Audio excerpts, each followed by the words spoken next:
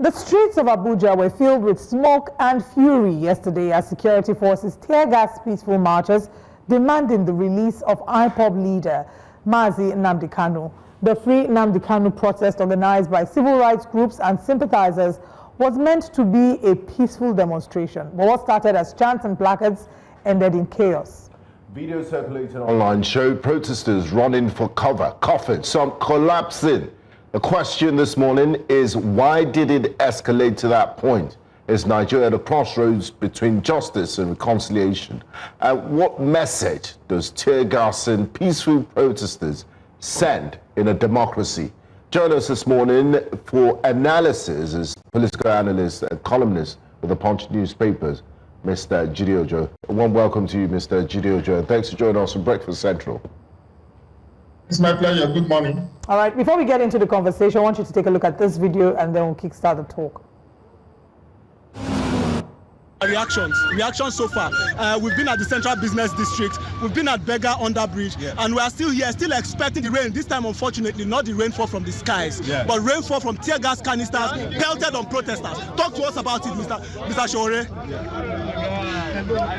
You see, we told them that today will be different. Quiet, please. Today will be different. And that nobody can stop this spirit that has now been awoken. Yes. And this is to ensure that we bring our brother home. When we went to Transport, the tear gas us, we relocated to Tako. The tear gas us, we relocated to Abu. Abu has the biggest so far. Yes. And that is to show to you that very soon this will get out of hand if they don't do something about releasing them. We are not threatening violence. We are just saying that in this country we all deserve a right to be citizens. If you want us to be citizens in this country, if you don't want Nigerians to be citizens in their country, let those people who want to go. Now, Mr. Ojo, yesterday's protest was largely peaceful until the tear gas canisters were deployed. What's your reaction to the response by Nigerian security agencies, and do you think the state is weaponizing force against protesters?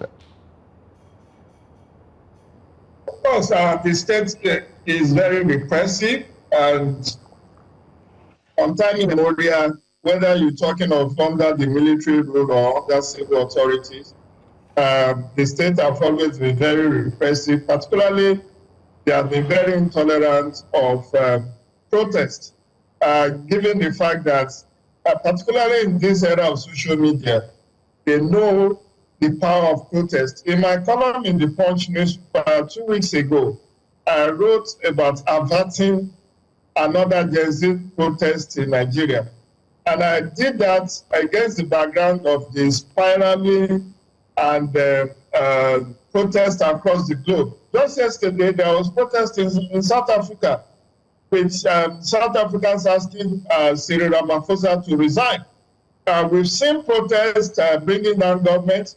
If you recall the Arab Spring of 2011, I chronicled quite about 6-7 aftermath of that, where it ended up with change of leadership from Egypt to Tunisia to several other. Even the eventual fall of Syria was as a result of that protest that was ignited way back in 2011. Now, fast forward, two regimes, two governments have been brought down by protests in Nepal and recently, just last week, in Madagascar. So the government at all levels, the government across the globe are always very apprehensive when it comes to issue of protest. But yeah, it's an inalienable right of citizens to protest.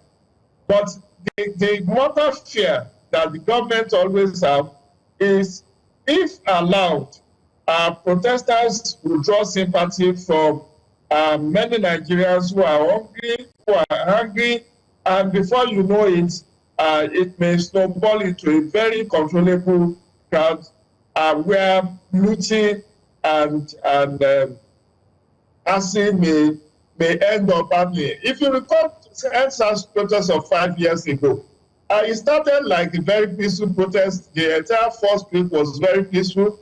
Government was providing security cover until when the protesters decided to block the airport access road as well as the Kubwa access road.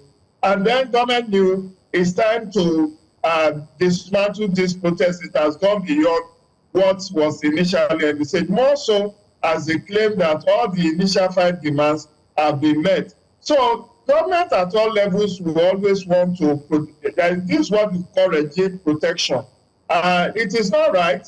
I'm not saying we should tolerate shrinking of civic space, but you know, the Nigerian state is in cahoots with judiciary to always get court order to stop protests or to restrict protests to certain areas, as was the case under consideration, where there is a purported court order which I have not seen, which has not been seen by many, saying that protesters should not come around the 3-arm zone of the FCT, particularly the central area. So, long story short, this is the chronicle, this is the fear that with the Gen Z protests across the globe now, even in US, you recall that the Americans 2 days ago, I don't know whether they are sustaining it, there is a No Kings rally across the 50 states of America, where they said an estimated 7 million people have trooped out to protest against the authoritarian inclination of Donald Trump, their new president. Okay, I want us to go back to the court documents that you've referenced. The certified true copy was made available to the news agency of Nigeria, was reported, and according to the details from the news, it was said that it was signed by the court registrar, Mr. Kasim Wazu, and the presiding judge, Justice Umar, and he said, excuse me, this was the one that sort of, it restrained in the interim protesters from protesting in the following areas: Aso Rock Villa or anywhere close to the villa, National Assembly, Force Headquarters, Court of Appeal, Eagle Square, and on Shehu Shagari Way, pending the hearing of the motion on notice. And what we kind of see is, it's the same thing that happened when the End Bad Governance protests were scheduled to happen in Lagos. We see protests restricted to certain areas. You have said that the instrument of state is in cahoots with the judiciary. Are you saying that you're not in support of the court judgment? You know, seeing as there actually is, according to reports, a confirmed court judgment restricting the protests to certain areas. And if you're not in support of that, you know, how do we navigate going forward? How do we find that middle ground between the right to protest and the right to protest limited to certain areas based on the instrument of, you know, the court? Sincerely speaking, I don't want to play the ostrich here. No government worth its salt we want to have protests around the 3-arm zone of FCT. Incidentally, I'm talking with you from the Federal Capital Territory because that's where I live and work. And I understand the sensitivity of the entire Shehu Shagari Way from Transcorp Junction down to the police headquarters. And that is the most sensitive aspect, the most sensitive part of Nigeria, because that's where we have the 3 arms of government. On the same stretch by the left, depending on if you are coming from Transcorp, you have the Aso Villa, you have the National Assembly, you have the police headquarters, you have the Supreme Court, the Court of Appeal, Federal High Court. Opposite it, you have the Eagle Square. You also have the federal ministries, some federal ministries across, I think, finance and some other ministries, or just right opposite. So that is about the most sensitive area. And against the background that there was a coup attempt, which led to the cancellation of the 1st October military parade. You know, every government wants to protect itself. And in actual fact, I wouldn't blame the government for seeking judicial cover to restrict protests. After all, sincerely speaking, Abuja is a very big place. But what is curious to me is that from what Showore said in that background that you played, he said even when they went to Utako is not among the restricted area. When they went to Utako, when they went to Akpo, Utako is far from Shehu Shagari Way or 3-arm zone. Akpo is also far from where. So Or what justification would you now have if you are saying you are enforcing court order? Then you should not restrict them from protesting in areas that are not specified in that court document. So that is where I take exception. But as to trying to safeguard the seat of power, as it were, because I don't know what was the mindset to have all the three arms of government concentrated in one stretch of the road. That is very dangerous. Even the Nigerian Television Authority, Federal Radio Corporation of Nigeria, are within that same axis. And you know, in the event of coup, that is a target. But by and large, I think we need to strike a balance. I'm not saying the right to protest should be constrained. I have also been part of protests, even here in Abuja, and when I was a student of University of Lagos and University of Ibadan.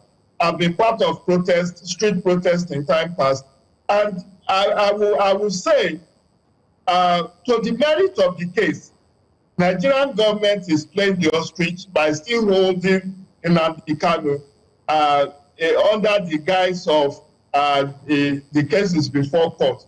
This is a case that should be resolved politically in order to bring lasting peace and participatory governance in Nigeria.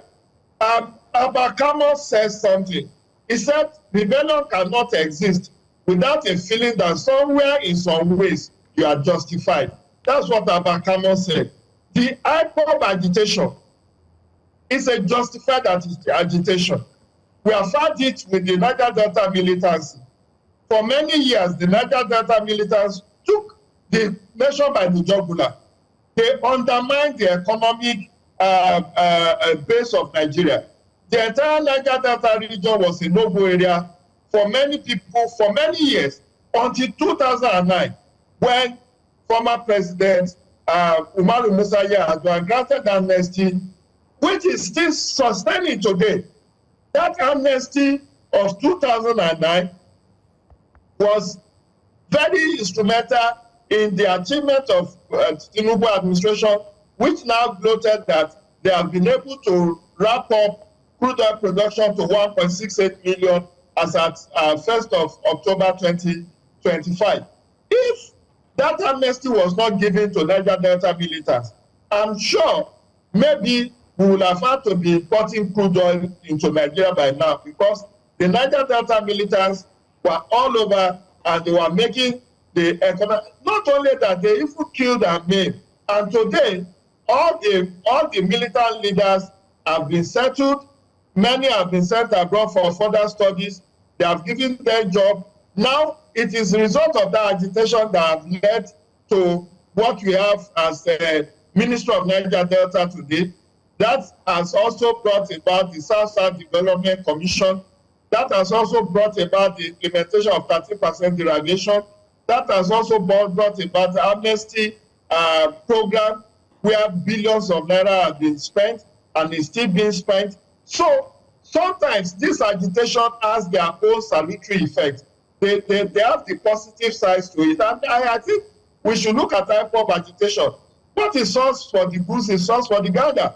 If you can grant amnesty to insurgents in the northeast under the guise of Operation Safe Corridor, you are taking Operation Safe Corridor. These Boko Haram insurgents have killed and maimed and destroyed public property. They have made the state ungovernable. But you will say, oh, those who voluntarily surrender should be given de-radicalization and reintegration. So what message are you sending? These people committed greater heinous crime than Nnamdi Kanu. Then you look at the Northwest. The bandits in the Northwest, are they not being granted amnesty? Are they not being rehabilitated? Are they not being encouraged to lay down their hands and get amnesty from state and federal government? So even in the Southwest, where you are, we have heard the stories of ROPC, Operation Ojo People's Congress, in the 90s, when they took the nation, the country by storm. And people like Chief Gani Adams, who is today the Ààrẹ Ọ̀nà Kakanfò of Yoruba land, was arrested by the authorities and was being prosecuted, but the state eventually found a political solution to it. I don't think he was ever convicted before he was released. And so if you can extend some gesture to someone like that in the Southwest, you have extended similar gesture to Niger Delta militants, you have done it to bandits in the Northwest, you've done it to insurgencies. Why is Nnamdi Kanu's case different? Why can't we find a political solution to solving this conundrum? Because yes, he has incited violence. Yes, people have died. Yes, just like every other people have cited their cases. He is right to agitate for betterment of these people. And that is why today I am in full support of finding even political arrangements like that of the Southwest in 1998, 1999, where there will be rotational presidency, where the Igbos will be able to produce the presidency of Nigeria, just to give them a sense of political inclusion. After all, it was part of the agitation of the Niger Delta militants that led to the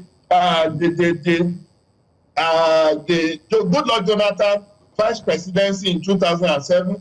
Eventually, he became acting president. Eventually, he became president. So, Niger Delta militants do not and cannot say in good conscience that the nation has undermined them or that they have not been politically included. And if we can do what the military did for the Yorubas in 1998, where they said, okay, there are 3 registered political parties, the 3 agreed to field only Yoruba candidate for presidency of 1999. And you have AD, that's Alliance for Democracy, and NPP then, Nigeria People's Party, forming an alliance and fielding Olu Falae, the former secretary to the federal government, former minister of finance under the military. He was the presidential candidate of the 2 parties, and Olusegun Obasanjo became the candidate of PDP. So that in 1999, head or tail, whoever you vote for in the presidential election of 1999, you are ending up to vote for a Yoruba candidate. And that's why Obasanjo became president, and for 8 years he governed Nigeria. And now Yorubas are having the second time as president under Bola Tinubu. Why can't we extend similar arrangement to the Igbos and say all dominant parties, even if we don't want to include it in the constitution, we can say the dominant parties, the APC, the PDP, the Labour Party, the NMPP, there is a political solution that could be arranged, that they all field the Igbo candidacy in future elections, maybe in 2027 or in 2031, if 2027 is too late. You can have that arrangement, in which case whoever you voted for, whoever you vote for at that election will be an Igbo person. And at the end of the day, the Igbos will no longer have this feeling of alienation. Look at what's going on in Lagos, that they are being chased out of Lagos, and there is a lot of political persecution against the Igbos in Lagos. These are feelings. It may not be entirely true, but perception sometimes could be very close to reality. So for me, I support Nnamdi Kanu. There's nothing Nnamdi Kanu has done that has not been done before, and once things have been done, under OPC, we have had people killing and maiming and destroying public property. Even the Sunday Igboho case, the way the state, the federal government handle it, and that's why Sunday is still a free man today, even though it's a reintegration. So what message are you sending? These people committed greater heinous crime than Nnamdi Kanu. Then you look at the Northwest. The bandits in the Northwest, are they not being granted amnesty? Are they not being rehabilitated? Are they not being encouraged to lay down their hands and get amnesty from state and federal government? So even in the Southwest, where you are, we have heard the stories of our OPC, Operation Odua People's Congress, in the 90s, when they took the nation, the country by storm, and people like Chief Gani Adams, who is today the Ààrẹ Ọ̀nà Kakanfò of Yoruba land, was arrested by the authorities and was being prosecuted, but the state eventually found a political solution to it. I don't think he was ever convicted before he was released. And so if you can extend some gesture to someone like that in the Southwest, you have extended similar gesture to Niger Delta militants, you have done it to bandits in the Northwest, you've done it to insurgencies. Why is Nnamdi Kanu's case different? Why can't we find a political solution to solving this conundrum? Because yes, he has incited violence. Yes, people have died. Yes, just like every other people have cited their cases. He is right to agitate for betterment of these people. And that is why today I am in full support of finding even political arrangements like that of the Southwest in 1998, 1999, where there will be rotational presidency, where the Igbos will be able to produce the presidency of Nigeria, just to give them a sense of political inclusion. After all, it was part of the agitation of the Niger Delta militants that led to the Goodluck Jonathan vice presidency in 2007. Eventually, he became acting president. Eventually, he became president. So, Niger Delta militants do not and cannot say in good conscience that the nation has undermined them or that they have not been politically included. And if we can do what the military did for the Yorubas in 1998, where they said, okay, there are 3 registered political parties, the 3 agreed to field only Yoruba candidate for presidency of 1999. And you have AD, that's Alliance for Democracy, and NPP then, Nigeria People's Party, forming an alliance and fielding Olu Falae, the former secretary to the federal government, former minister of finance under the military. He was the presidential candidate of the 2 parties, and Olusegun Obasanjo became the candidate of PDP. So that in 1999, head or tail, whoever you vote for in the presidential election of 1999, you are ending up to vote for a Yoruba candidate. And that's why Obasanjo became president, and for 8 years, he governed Nigeria. And now, Yorubas are having the second time as president under Bola Tinubu. Why can't we extend similar arrangement to the Igbos and say all dominant parties, even if we don't want to include it in the constitution, we can say the dominant parties, the APC, the PDP, the Labour Party, the NMPP, there is a political solution that could be arranged, that they all field the Igbo candidacy in future elections, maybe in 2027 or in 2031, if 2027 is too late. You can have that arrangement, in which case whoever you voted for, whoever you vote for at that election will be an Igbo person. And at the end of the day, the Igbos will no longer have this feeling of alienation. Look at what's going on in Lagos, that they are being chased out of Lagos, and there is a lot of political persecution against the Igbos in Lagos.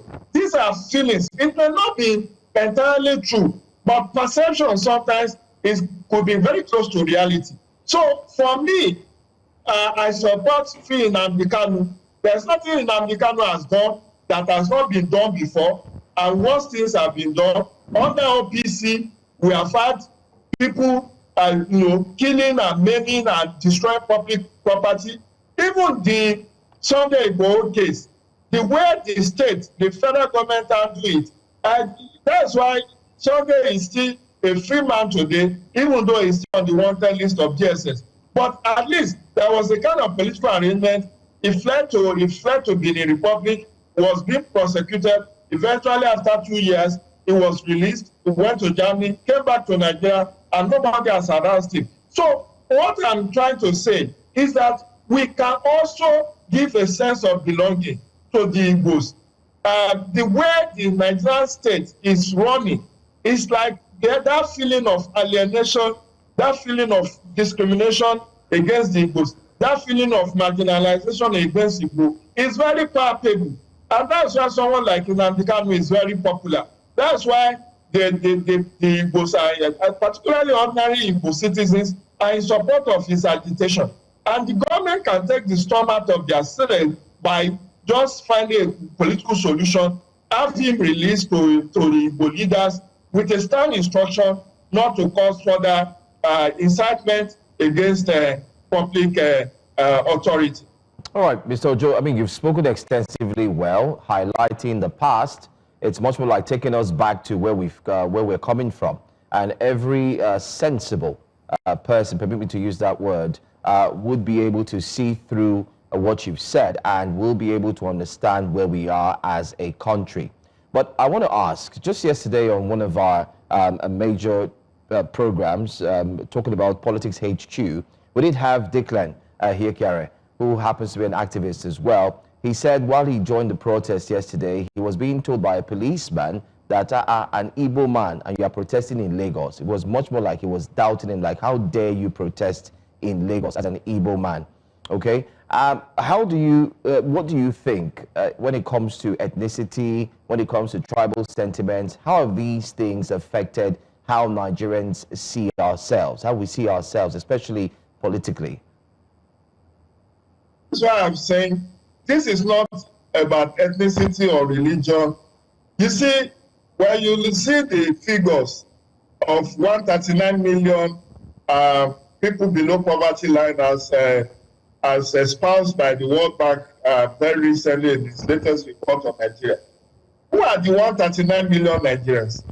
They are all members of Nigerian tribes and religion and status. Maybe only 10% of Nigerians can pay their bills conveniently now without having to go borrow to pay bills. So we are all united in poverty. And what I believe is, you know, these all sentiments that tribe and religion matters in our electoral process or in way we should take. We have gone past all these sentiments. In fact, when people say they want to secede, I look at the viability of secession in Nigeria of today. There are Igbos who do not even know their own state today. They have lived all their lives in Lagos.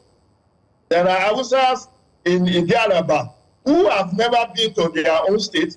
They can make proverbs, they can speak Yoruba language as if they are natives because they were born, bred and water. Have you seen Victor Osimhen, vibing to Yoruba songs? He said his best food is amala and owedi. This is a Benin boy. He's an Edo boy. It's not entirely a stricto sensu a Yoruba. But you see, the political class is the people who wants to cause this division. And they do it for political reasons. They do it for political reasons. One lesson I learned from the 2023 election, presidential election in particular, was this issue of Muslim tickets that was demystified. All along, it has been Christian president, Muslim vice president, or vice versa. But we have seen that in many states, where there are even significant Muslims, they have had both Christian governor and Christian deputy governors. We have seen some states with significant Muslim, with significant Christian population having a Muslim governor and Muslim deputy. If you go to Borno State, but southern Borno is predominantly, from what I learned, Christians. But if you go by their governor and deputy governor, they are usually Muslims. And we have seen even in Ondo State at some point where both Governor Mimiko and his deputy are both Christian. Mimiko, even though he's Abdurrahman, is a converted Christian, and the deputy was Christian, and heavens did not fall. Yet, the Ondo people have significant Muslim population. So sometimes it's the political class that found the embers of discord using religion, tribe, ethnicity to have their way. And this sentiment is now being exhibited even within the military and the paramilitary and the security sector, which is quite unfortunate because even over the decades, over the centuries, we have intermarried, we have mingled, we have done businesses together for us, for all of these sentiments, absolutely primordial agree with you, sentiments to matter. Mr. Jide Ojo, because a number of us, I mean, people who are not typically, from the Southwest, were born and brought up in the Southwest, our strength is in our diversity and the unity we can find. Thank you very much for joining us this morning, Mr. Jide Ojo. Thank you for your time. Thank you. My pleasure, only.